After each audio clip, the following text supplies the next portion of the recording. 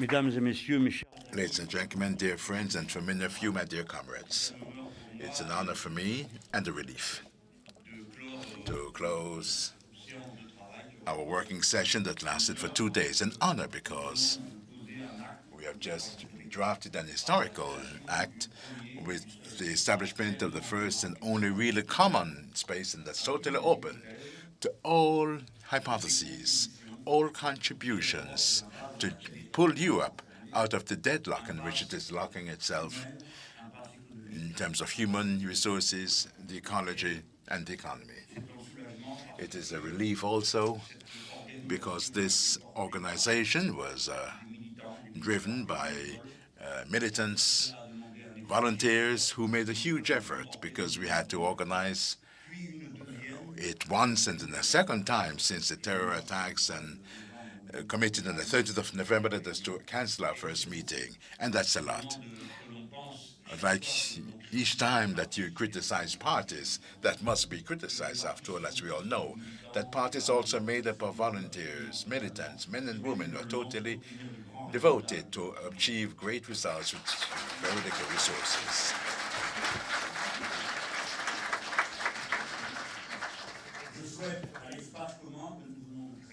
And this common forum, the B plan that we have just set up to refer to all those who claim that there's only one policy possible in Europe and there's no other. You saw that for the past 2 days. There are many other possibilities ahead of us. There are many other development models, human progress models have been forged. And the one that has been set up today is not only by, is certainly the model that is the most hated amongst all the models that may be presented to the human collectivity.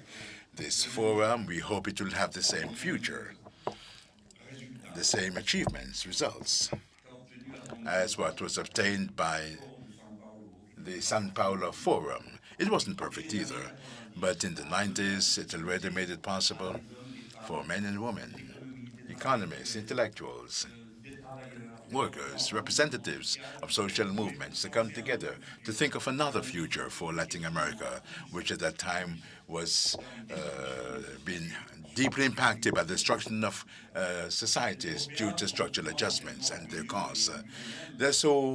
Europeans are so believe that they are irreplaceable, number one in everything. No, the policy that's been set up today in Europe was first tried out in sub-Saharan Africa by the World Bank and by the IMF before being applied to Latin America and then to Europe, where it was rolled out very ferociously because this is where we found the first inventors of the method. And it was based on the successive martyrs of several peoples. To give the example in the fact that no one can ever escape from the Iron Heel, with the famous, based on the famous book by Jack London, which is still very fresh in our minds. After the Paris meeting, there will be the Madrid meeting. After the Madrid meeting, we hope that there will be the Berlin meeting, and I'll come back to that later on. The terms and conditions for our B plan is such that it must be enriched by its own experience, and it should remain as it is today, totally open, without any preconceived political ideas against anyone whatsoever, from any current whatsoever, provided that you are progressists and provided that the initial condition is adhered to as a part of the budgetary treaty in Europe. No progressive policy is possible otherwise.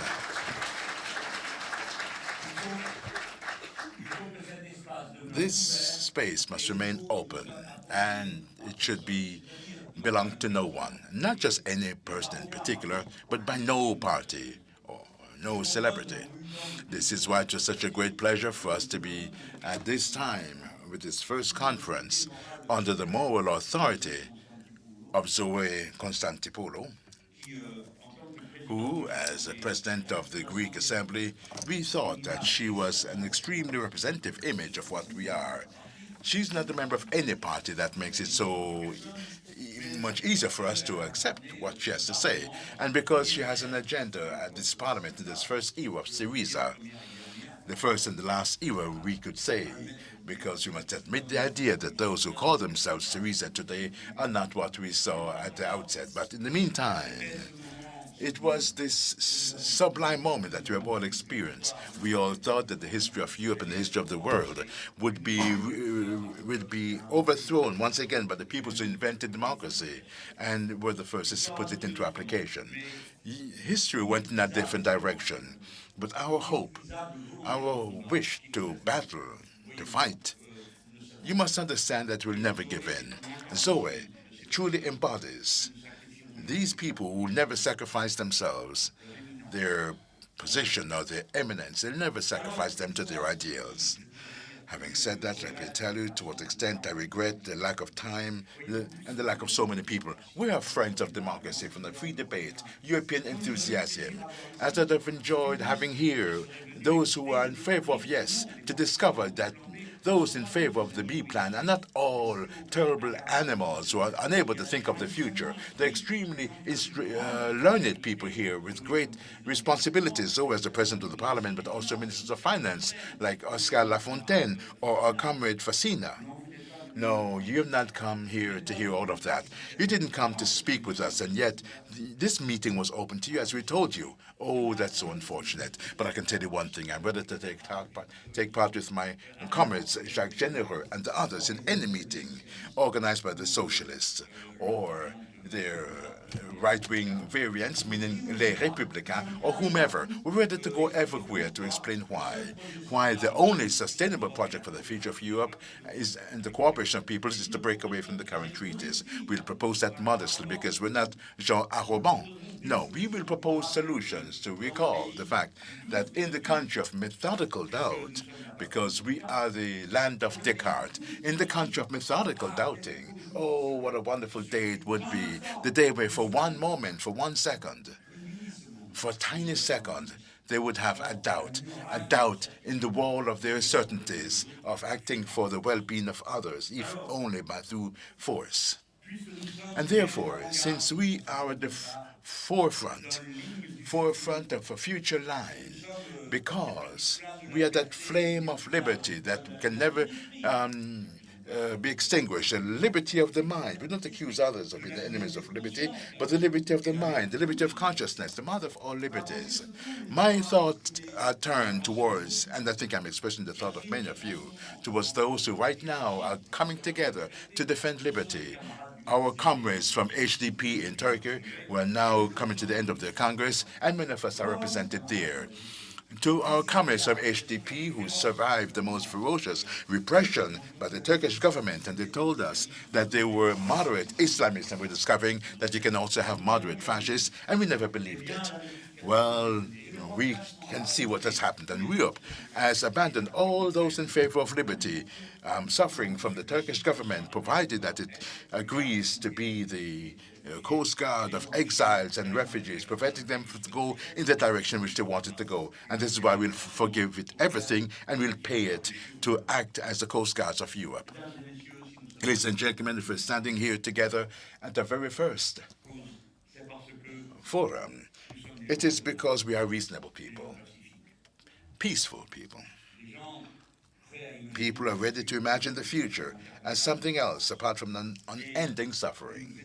And we are scared to see the old continent plunged once again into the abysses that it was so difficult for it to extirpate itself from the last time. How will we find a solution to this crisis? My comrades from Argentina asked me, you, the progressists in Europe, you're very good at telling us what form of socialism is the right one. To criticize Chavism or castrism or to criticize Krishnaism. You have all sorts of arguments, but we just want to ask you, let us do our socialism in Latin America, but tell us how you plan to get out of your crisis, because each time you enter a crisis, you not only don't you find a solution, but you force the world at large to solve it with you in world wars.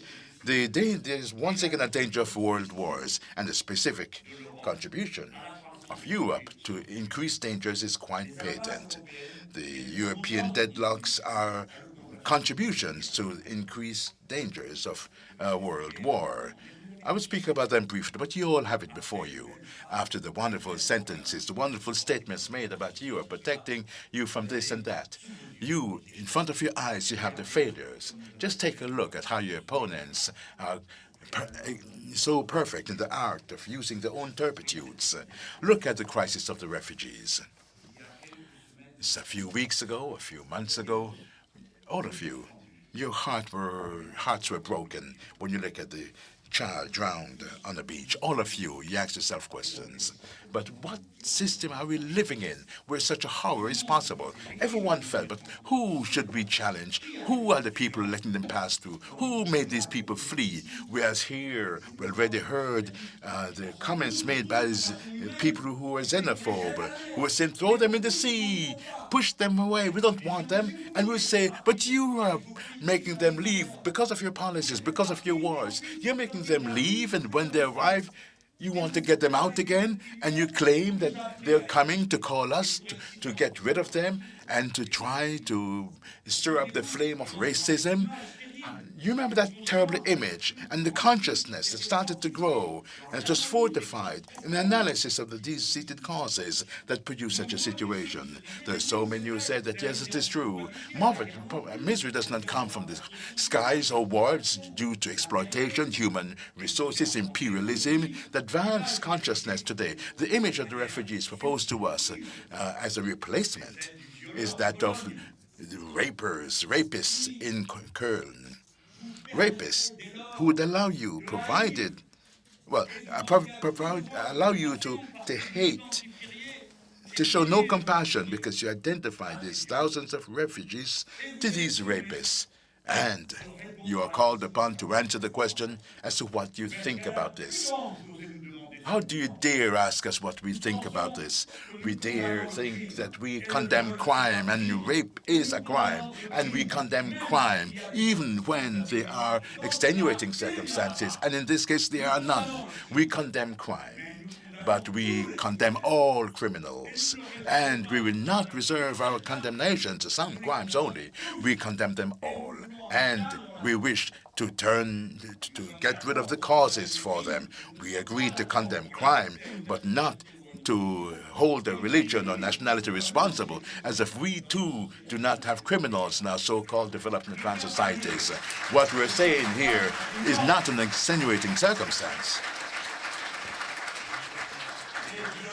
Rapists must be punished severely and must be punished in the same way all those who contribute in any crime whatsoever here or there, and the criminals who trigger wars, criminals who cause suffering, criminals who cause death in our countries due to austerity policies, leading to a situation with actual life expectations dropping in all developed societies. They too must be condemned and punished cruelly and severely. Let us say severely will it be enough.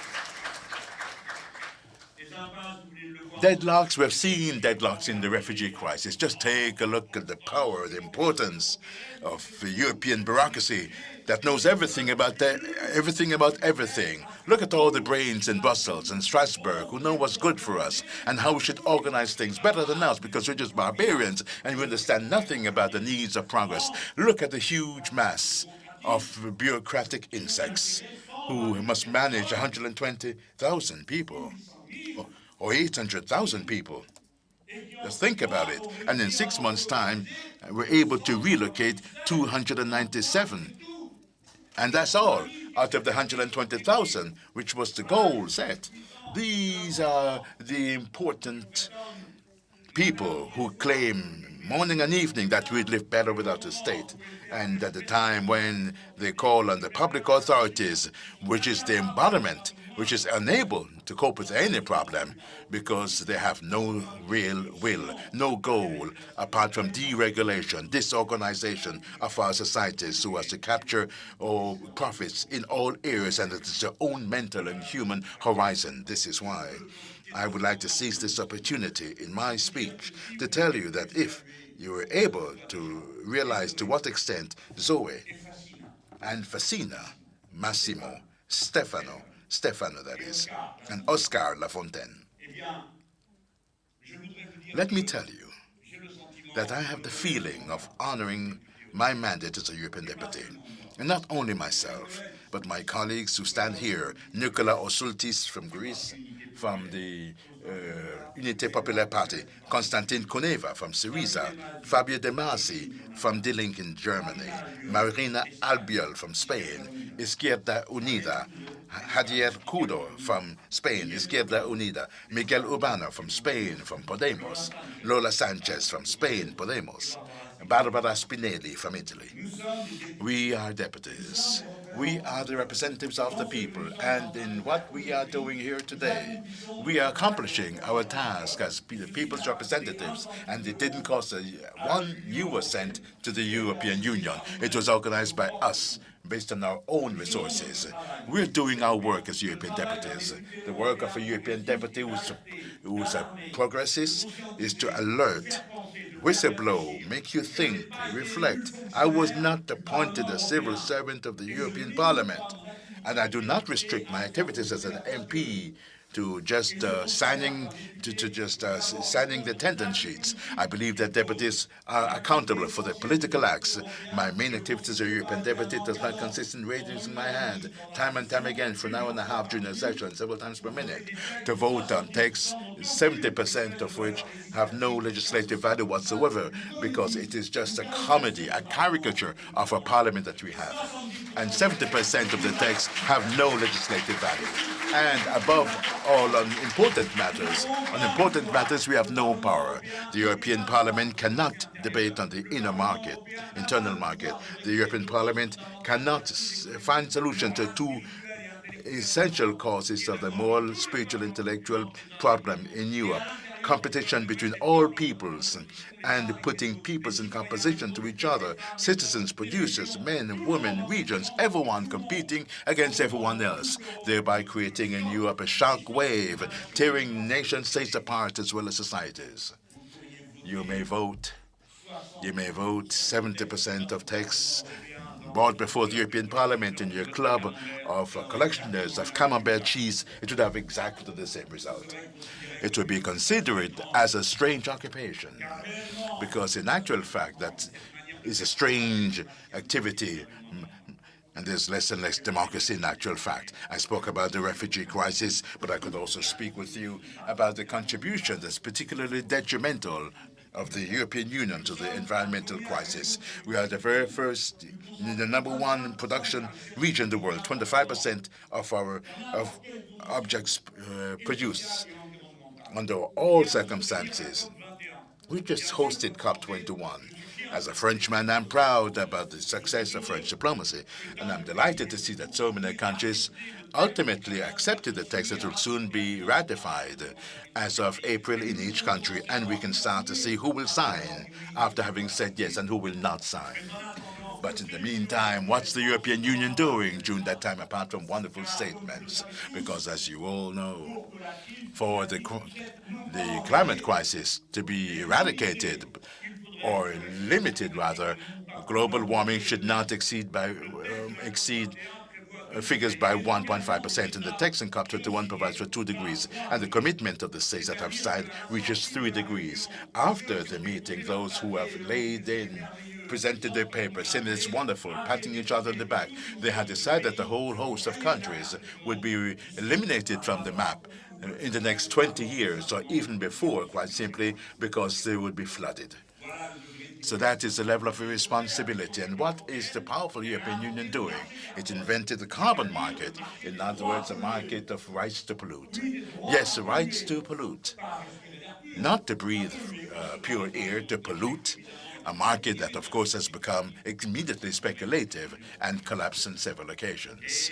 And those who chat and make long statements, so enabling the use of nuclear throughout Europe and beyond, encouraging nuclear production as one of the articles from the EU that can be exported. And those who make negative comments, what are they doing? Yes, we're entitled to call on the #1 economic power in Europe, namely the German government and ask it if this is compatible with its commitments to develop lignite extraction, the most polluting form of coal, the most polluting coal that we know of, with open sky mines, destroying villages and polluting the atmosphere, and that we will need to breathe in, even here in Paris. And on all of this, silence and patting themselves on their backs.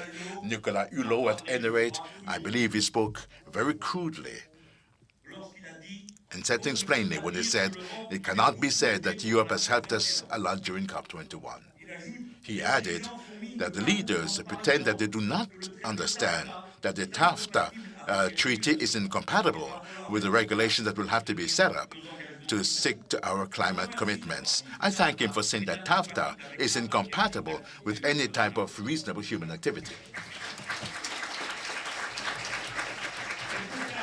And to establish a link with what I just said, he concludes by saying, I hope that the European Union, we too, will quickly revise its carbon market system because it was truly a total joke. And we can add a bad joke in absolute terms. In addition to this ecological crisis, you know that we have the economy that's falling apart in the old continent. You may say it's irrational, but anyone can see that what's taking place here is irrational, but there's a reason to it, because every day it allows the production of millions of profits in interbank exchanges and in capital accumulation.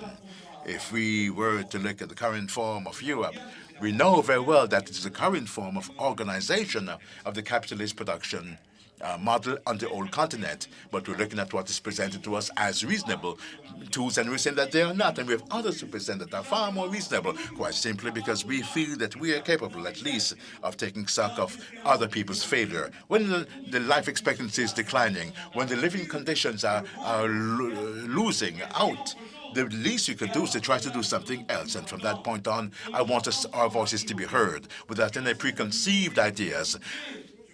They stop laughing at us and listen to us. How can we show that we can live better with a different policy? Just take a look. We have never stopped saying that we must inject public funds so as to help the old economy and the old continent recover under sustainable conditions in terms of the environment. If we set up ecological planning goals, it's because we want to bring out environmental change of the production means that we need to cater to the duty of capital accumulation in our societies, and therefore to start to develop our activities. We are the great movement of order books. We are not proposing to entrepreneurs to reduce social contributions or to care for the employees less well or educate the engineers less well. This absurd proposal is made by the liberals. They're saying that we will relieve you of all these expenditures, but these expenditures cannot be discussed, because for an economy to operate, for the human work to be carried out reasonably, people must be in good health. They must be decently educated. They must be able to have a personal life, enabling them to include work as one of the forms of their fulfillment, as not as a form of slavery or reducing self-esteem, as is the case today. We have constantly been saying this time and time again, and they've always told us that we are living beyond our means. It's as Zoe said yesterday, what Greek has a feeling that they lived above their means over the past 10 years? Show him to us. It's the same thing for us. Show us. The French people have been living above their means. We can show you them. We can show you French people who have been living not above their means, but above our means, because they're taking the wealth from us. They're taking our wealth. And we can present to you the people who are the results of all of this, because maybe you don't know it in this room. You are too delicate. But I've met people who have told me, Mr. Mélenchon, I don't mind the fact that you have rich people. What bothers me is that you have poor people. What? You can't see the link between both? Don't you get it? Mr. Mélenchon, you won't tell us, after all, that it's international finance that's stealing from the poor. There's nothing for them, nothing to get from their pockets. And they leave happy with themselves, with the feeling that, well, of self-satisfaction that's so characteristic of the wealthy classes, those who eat and satisfy their hunger, sleeping under a roof, those who can warm their houses, whose children can go to schools. And we congratulate them on all of that. We're happy for them. But what about people? Here in France, this great country, so rich, the earth we proclaimed, sometimes we can share with all of humanity, liberty, equality, fraternity. Don't you have something to say? The fact that 560 persons per year die at their workstation, and you never hear them say once why and how. Those who have accumulated the price of their death. Faster and faster, less precautions, more and more. What, you have nothing to say about the fact that 460 people died of cold and hunger during the last year? Isn't that linked to the ultra-accumulation? How is it that we can't receive them? How is it that we can't house them? How is it that we can't feed these 40 children who died in the streets? I heard once that he's exaggerating. I mean, always exaggerating, you know that. I said that there were 31,000 children who didn't have a roof above their heads. Immediately, they react by drawing up a memorandum sent out in the social media. He's exaggerating. Calculate, ladies and gentlemen. Do you know this? I must admit it. I exaggerated. It is true. It is true that there's only 30,000, and not 31,000. You can clearly see how I'm exaggerating and urging people to over-exaggerate the drama. Now, this society has become blind to misery, to suffering. And you can say that the life expectation has declined, that thousands of Greeks have committed suicide. Do you know that at the Central Hospital in Athens, we no longer have products for chemotherapy? Did you know that? So you say that I exaggerate. We find that in private hospitals. Yes, it's true. There are private hospitals, but you also have dispensaries where you can find it. Because our comrades, militants, are doing their job in getting those drugs, traveling with them. Is it normal for us to have reached there now there Europe that protects us so well? Is it normal for us to treat the Greeks as being lazy people, profiteers, cheaters, when they're in that situation? Is it normal for those who claim that they're like that, make fun of their corruption? And yet these are the people who corrupt. When the German government, when will it give back to the Greek government the people who corrupted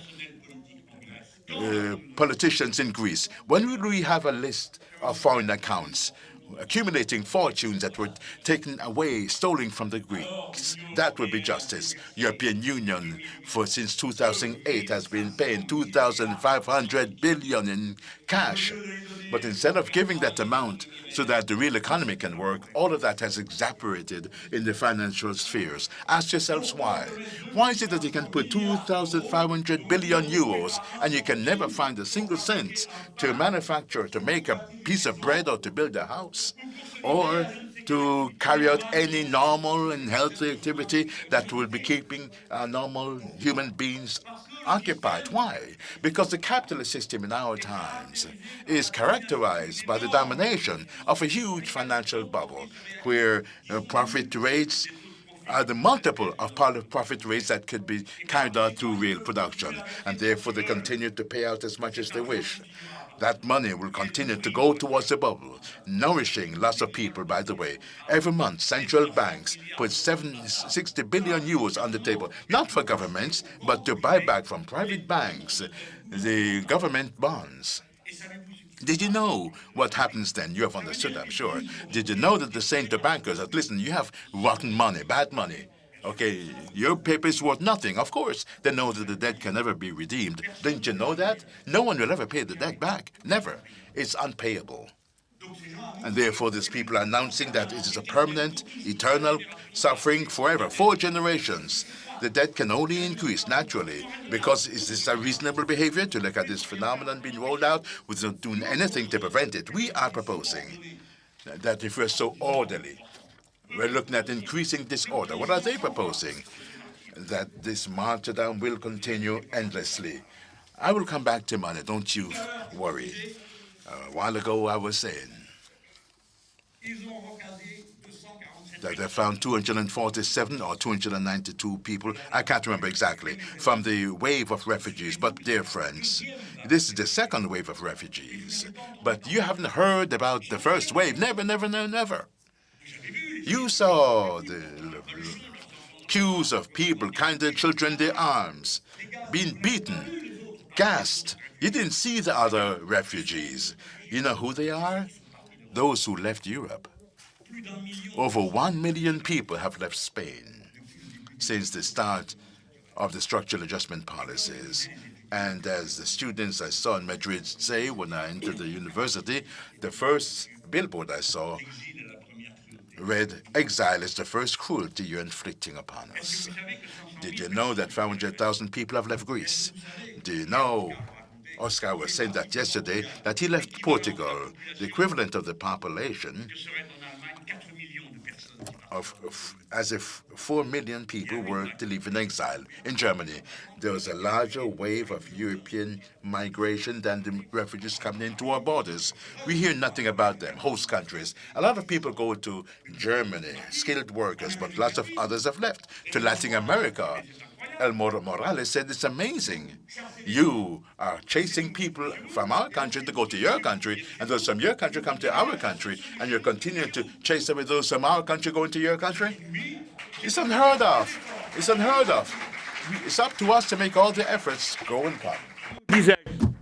So, as I was saying, they have spent all that money and all for nothing. Well, do you know what happens when the central banker goes and knocks on the door of the private banker and says, "Knock, knock, good morning. I'm Mario Draghi. I used to be at the bank that you've heard of. We were stealing from Greece, and now we're looking after all of Europe because we're highly qualified in lying and smoke and mirrors. So we're here to buy your state debt, which has become worthless, your junk state debt, which is worth nothing, it's just going to turn into dust." And then what happens? Ladies and gentlemen, oh, I forgot something. No, just before, he had said, "Okay, I'm putting on the table here 600 billion. He'd already given $1 trillion and no one had even noticed. 600 billion. This is what, 400 billion, 400 billion. Saying, "Look, dear banks, I will buy your mortgage bonds." Because you know what people are like when you lend them money? They lose their job. They don't want to pay you back. You know, you never know which way this could go. Probably south. So if you re-inject this into the real economy, there you go. 400 billion. Not 400 billion for the French Republic, ladies and gentlemen, leaders of Greece. No, 400 billion for the bankers. And then what happened? Did they hurl themselves on that 400 billion and throw away their junk mortgage bonds? You know, those worthless loans that they extended to you, worthless people who never paid them back. What did they do with that money? They said, "Oh, no, no, thank you. No, that's quite all right. No, thanks. No, thank you." Because what you're asking us to do in exchange is to invest in the real economy. We're not interested in doing that. So the central banker went home with his money, which nobody wanted, and then went around and knocked on doors saying, "Hi, I'm Mario Draghi. I've got trillion. You can have 60 billion a month, but give us the state debt because, you know, you're never going to get your money back." The bankers say, do they say, "Oh, hi, welcome, Mr. Draghi. Yes, we were just trying to get rid of this worthless state bond." No, they said, "No, we find this quite worthwhile. They serve to back our securitization, so we'll hang on to these state bonds." And private bankers across Europe have refused to hand over their state debt, you know, the treasury bonds that they are constantly complaining about, saying that people need to work harder because the debt is not going to be paid off, and this is all worthless paper. The same people complaining refuse to sell those treasury bonds to the central bank against hard cash, in exchange for hard cash. Who is the reasonable party here? The one saying that this crazy system has got to end, or the person saying that it's got to continue? Well, obviously the only sane person is the person saying this has got to end. Is Europe protecting us here? No. A few days ago, day before yesterday, in fact, we sat while most incredible reports were read out. We were wondering whether we could believe our ears. What had been decided? Well, that henceforth, when a bank has got a loan outstanding, perhaps your mortgage or your personal loan to buy a moped or yours to buy whatever, that bank can take your loan, cut it up into bits, and glue them onto other small bits of other things and make securities out of those small bits of loans. So banks have been allowed to enter into the cycle that led us into trouble in the first place, the one that we tried to end so unsuccessfully. This was voted just last week. Last week, when everybody was staggered by the stock market crisis, by the threat of the collapse of stock markets, well, just last week, they voted this through. So who's sane? I ask you, are they the realists or are we the realists? Everything is topsy-turvy. When money is more important than human requirements, clearly things are topsy-turvy. Because what matters the most in the lives of humans is their requirements, not money. Money is a tool in their hands to fulfill their requirements. So this analysis shows that there's been a failure of democracy. You didn't see it coming. You didn't believe it would happen. You thought I was exaggerating. You failed to understand that in order to conduct such policies, you have to consistently pull the wool over people's eyes and try to convince them that no, they're not being run roughshod over. But sometimes people just come to an end of what they can pay for, like the Spanish. They can no longer pay for their apartments. Everything is already taken from them, even the air they breathe. What more is there to take from them? And that's when people rebel. That's why the economic model that applies to Europe necessarily leads to a decrease in freedoms. Neoliberalism, or its German version, ordoliberalism, are necessarily systems that will end in totalitarianism. And when I say totalitarianism, I am weighing carefully what I say. The chairman of the Commission, Mr. Juncker, has warned everyone. He said that there can be no democratic decision against the European treaties, which means that any attempt to challenge them is criminal. And you've seen the violence against Cyprus. We had sounded the alarm. We said that if a National Assembly rejected a memorandum, an austerity memorandum. Not a single person voted for it. Not a single right-wing MP even voted for the memorandum. And liquidity was shut off to obtain the capitulation of the parliament in the space of 10 days. Well, that creates an unacceptable precedent. And I say that those who accept this for Cyprus will accept this tomorrow for France. I don't accept it for France. I can't accept it for Cyprus. Well, the same method was tested out in Cyprus and then inflicted on the Greeks to bring them to their knees. And the same will be applied to Spain, to Italy, and to France, should they dare to do so. Total violence, an act of war to cut off the liquidity available to a country that runs counter to international treaties. And it's not just a matter of the major arenas seeing the end of democracy. It can be seen at all levels. Who has asked for the intermediate echelons to be done away with in democracy? Municipal authorities and local authorities and territorial authorities that have been built up over thousands of years at the end of the Roman Empire. Small cities sprang up with their own governments. The local authority is the first arena for democracy in Europe. Well, these authorities have been reduced. They call this the layer cake because they're so greedy. And they said we had to do away with this layer cake. Too many layers of democracy, they said. Let's make things simple. And these middle echelons in the local authorities are democratic echelons, and they had to be done away with. And that's what happened in Greece.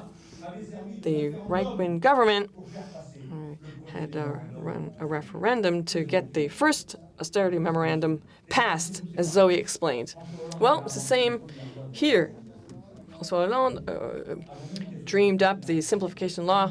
Then before it was enforced, he simplified it. Now we have 13 regions in France. Nobody's ever heard of them. Nobody knows what they look like. Nobody knows where their borders lie. That's democracy in France, democracy at work. Now, we will never allow this to happen because there is no justification for this sort of thing. We are the heirs. In France, we are the heirs of Jean Jaurès. And let me quote him. He said, "Political democracy is expressed in one central concept or a single idea: political sovereignty of the people."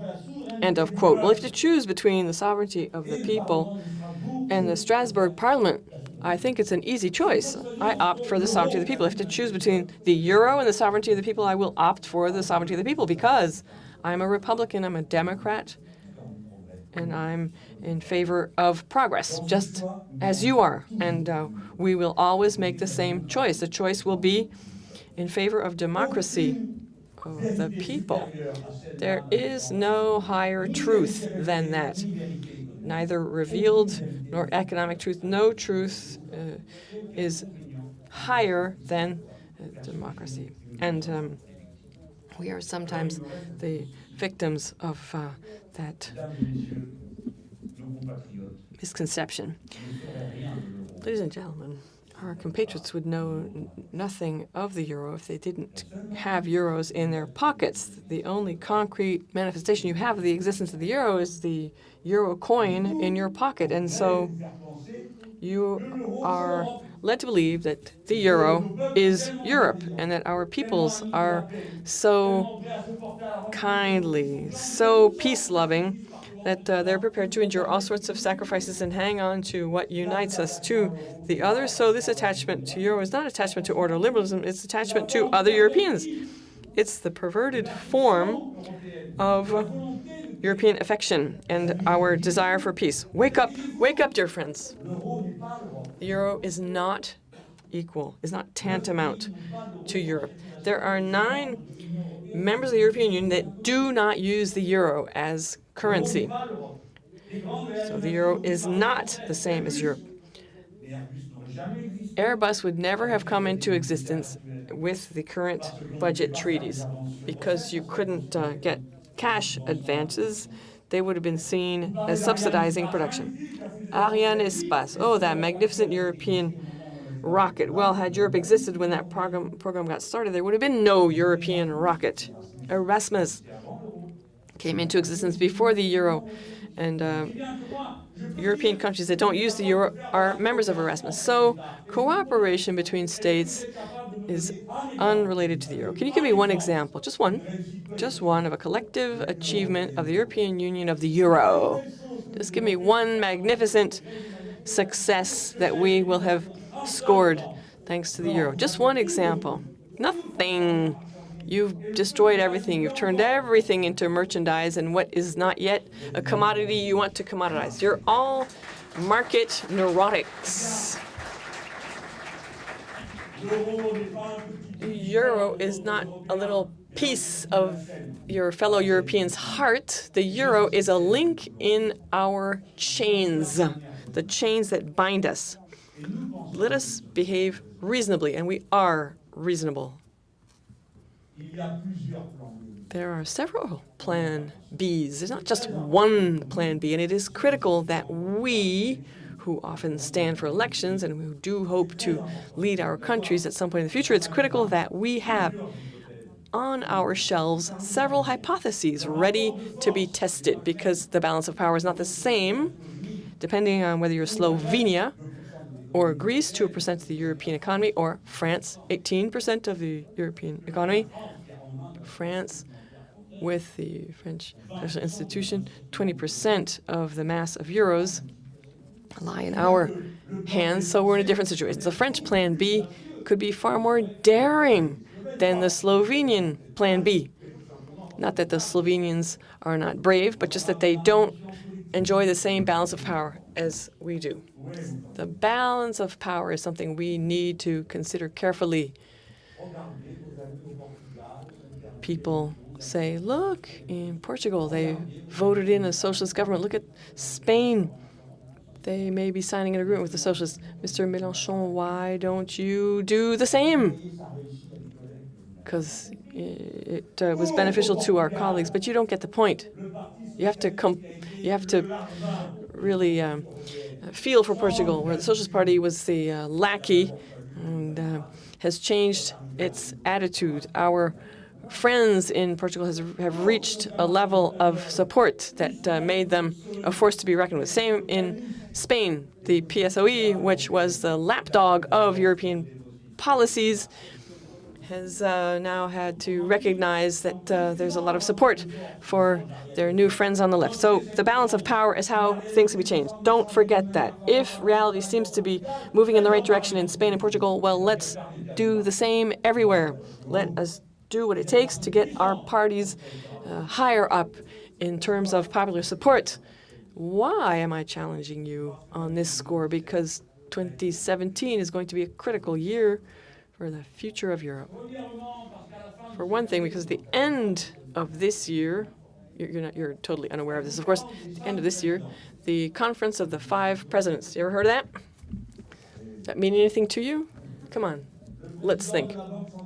Chairman of the European Central Bank, chairman of the Eurogroup, chairman of the Council of Governments, chairman of the permanent president, and the chairman of the Commission. You didn't know that we had all those chairmen and presidents? You didn't? Just to run political Europe, there are three. Chairman of the Council, chairman of the Commission, and the standing chairman of the Council. That's three. There are three chairmen, three presidents.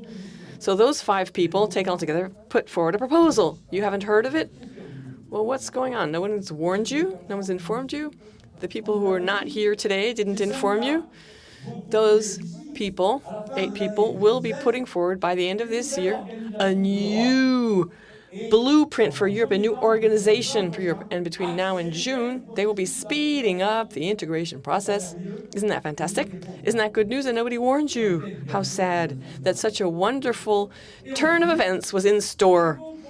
And then they will be putting forward a new organization of the treaties. They'll just start all over again. New treaties.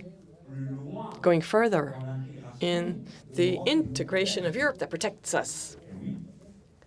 Yes, indeed, in 2017, all of these wonderful developments will take place. You will not be informed about them. You won't be told anything until the last minute. Just as with the Transatlantic Treaty, which started back in 1996. And before I started to criticize it, before I included it in my 2009 platform, and a few grassroots organizations started to talk about it, whereas whenever Europe is mentioned, everybody falls asleep because everybody knows it's a lie, a fat lie. Besides, nobody understands anything about these matters. You know, those 5 chairmen plus 3, nobody understands who they are, what they do. But we sounded the alarm. We said, watch out, TAFTA is coming. And they changed its name 3 times. It used to be the Great Transatlantic Market. Then it was TIPP. Then it was TAFTA. And tomorrow it will be given another name just to keep you confused.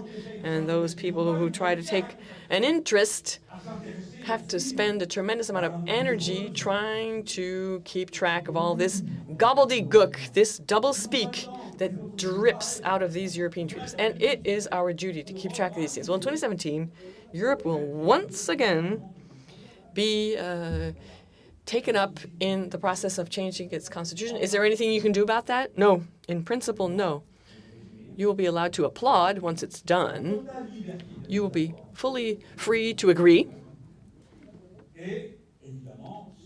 And you will be at liberty to object, providing your objections are reasonable and in line with the contents of the treaty. 3 million people have petitioned for a new round of discussions regarding TAFTA. The Commission looked at that petition and tossed it out, saying it was not within its scope of powers. So we're allowed to petition, but that's the sort of result you can hope for. And if you were naive enough to believe that that petition would serve any purpose, well, too bad for you. In 2017, there will be 2 decisive elections. Decisive because they are going to challenge the 2 biggest European powers. There will be a French election and a German election. Let me start with the German election. Please be aware of something and never forget this. German politics is the lock on liberal Europe, not because it's German, but because it's ordo-liberal. The Germans have been extraordinarily resistant, have resisted the xenophobic temptations in recent years, but this will not last forever. The German people are not to be blamed. They have supported the politics that was most favorable to the older generation, accumulating surpluses that are absolutely shameful because the German surpluses are the poverty of others. But never forget the following.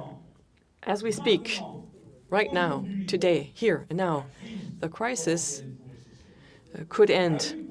The European crisis could end, providing the German Social Democratic Party exited the coalition that it has entered into with the right wing, and providing it agreed to set up a majority that exists in the ranks of the Bundestag with the Green Party and Die Linke. There is an alternative majority in Germany. They could implement a different policy, and it's just because they have refused to set up an alliance with the left and have continued to remain in the coalition with the right that nothing can be done.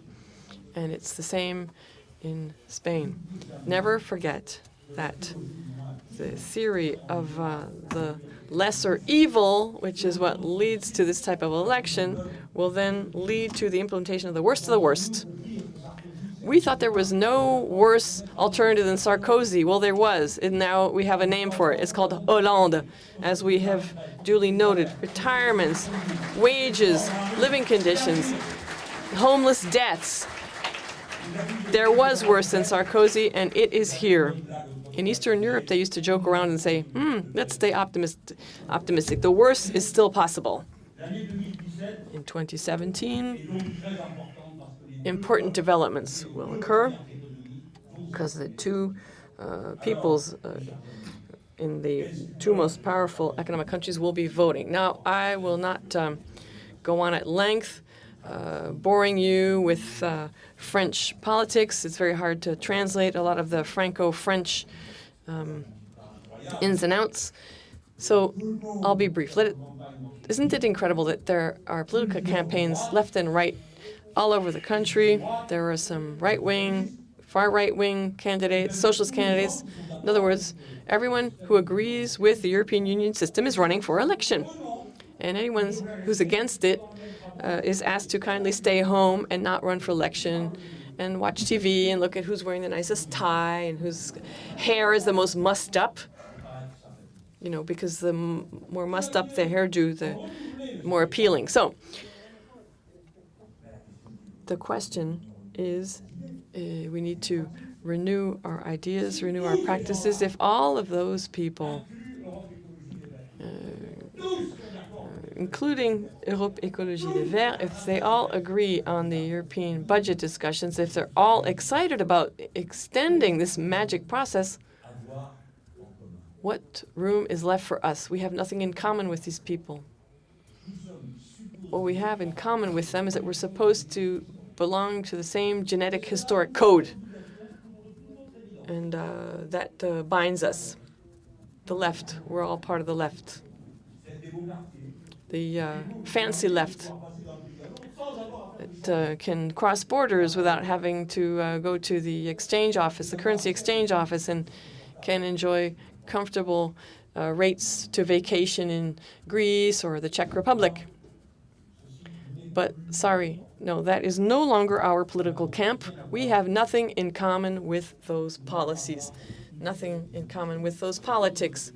What we do have connections with is the community that seeks to serve the interests of the working class and the people. We have been part of the left for all our lives, and henceforth we say we are of the people, and we want to be nothing more than of the people, and we despise anyone who wants to be anything else. And in speaking thus, without realizing it, we quote Maximilien Robespierre, and the first and great revolution whose shock waves can still be felt.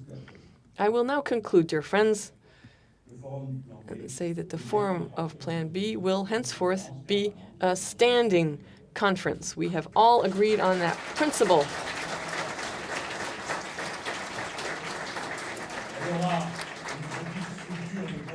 There will be a small coordination structure set up, which will make it possible to make sure that the organization work can be conducted smoothly. You have to get interpreters. You need a lot of volunteer activists. In Spain, they were extremely ambitious.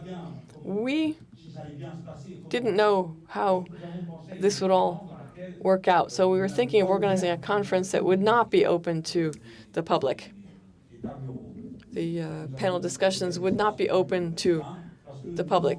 We wanted to meet in small groups because we didn't feel that we were well enough organized to throw the doors open to the public. In Spain, they said, look, if the kickoff meeting is a success in Paris, then we will throw open the doors to the public. And that's what they did. What they failed to anticipate is that in one day, the guest list was full. Thousands of Spaniards wanted to attend, wanted to speak out. Citizens, people in grassroots movements, trade unionists, people came from all horizons. And if the media would sit up and listen, we would be in a far better situation. You know, Spaniards are human beings. They're highly educated. They're very interested in these matters. And French people, too, are interested in these topics. In Spain, they're going to need our help in organizing the meeting, just as we need your financial help. I hope that when you leave the room, you will leave a contribution, because this was an expensive conference. And I want to thank the Parti de Gauche that very generously funded this meeting. Their activists have been keeping order in the room. And so we want to thank all of the people who attended and organized this meeting. Thank you all very kindly. We are Republicans. I speak for our Spanish comrades, so they can't answer me. I'm taking advantage of that. We are not concerned only with what's good for each of us individually. We're concerned with the respect of the rule of democracy.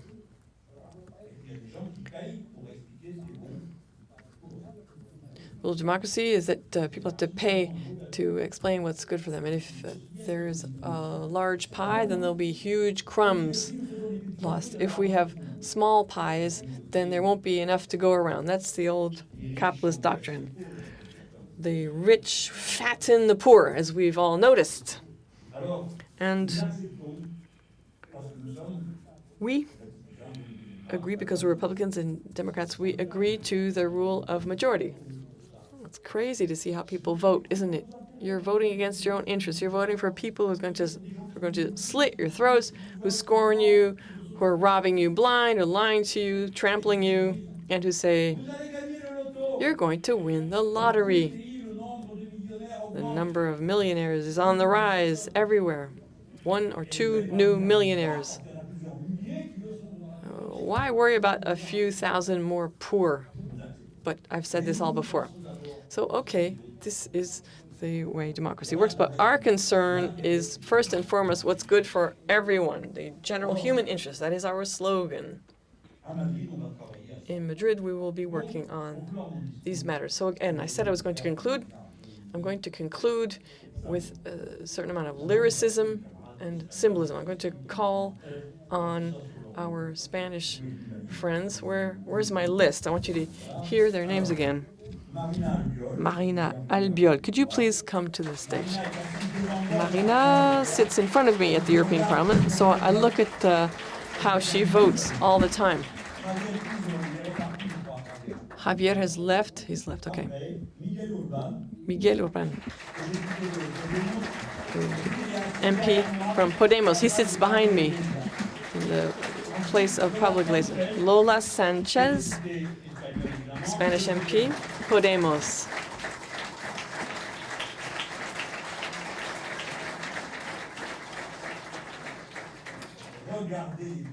Look at them closely. You will be relying on them for some time yet. They are young and they're here to stay for a while.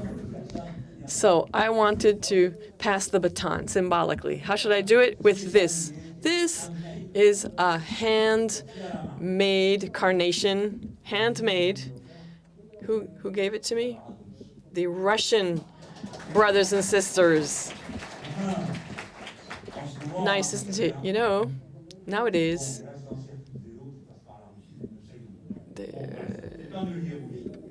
you have to rely on your friends. So here's my red carnation. It's going to be the baton because there are presidential elections today in Portugal. Our Portuguese brothers and sisters are not here today, not because they didn't want to be here, but because they're up to the neck in the presidential battle. And this is the symbol of the revolution of the carnations in Portugal. We've always been in the camp of freedom. We want to stay there. And here you are, dear brothers and sisters.